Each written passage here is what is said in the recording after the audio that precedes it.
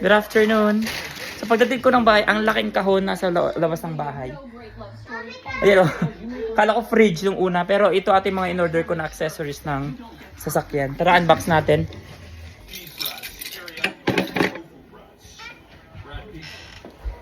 Bumili kasi ako ng mga accessories ng sasakyan. Yung parang apakan, tapos yung car seat cover. Hindi car seat.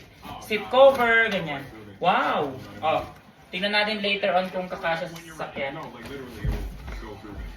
May mga nauna na actually. Nahuli na to. Then tong isa ay... ang laki.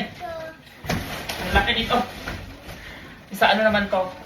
Mga floor mats ng sasakay ng yung apakan ba? Apakan para madaling malinis. Apakan sa sasakyan. Bawat seat. Let's open. So mamaya samahan nyo ako magkabit. Or kabit ko muna din yung video ko. Ito na. Laki. Kaya pala malaki. Yung parang sa apakan ng sasakyan na yan. Nagastos ko ata lahat dito almost din $200. Yan, remove muna natin tong niya, original niya, then palitan natin ng yung binili ko.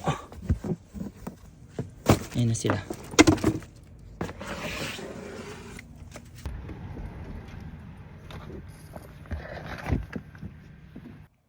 Ayan, nalagay ko na mga parang floor mats niya dyan. Ito naman yung mga lumang tinanggal ko, mga bago na luma, mga original niya I mean. Then ito naman yung sa seat cover. Ito nalagay ko na to kahapon. Ito accessories lang. Then mga yan. Touch of blue mga kinukuha ko kasi nga itong sasakyan ay blue din. So nalagay ko na rin yan, napakan ko as a driver. Ito iayos ko na lang ito, mga niya, hooks, ganyan. Para maging fix siya. That's it. Later na yung iba. Gutom na ako.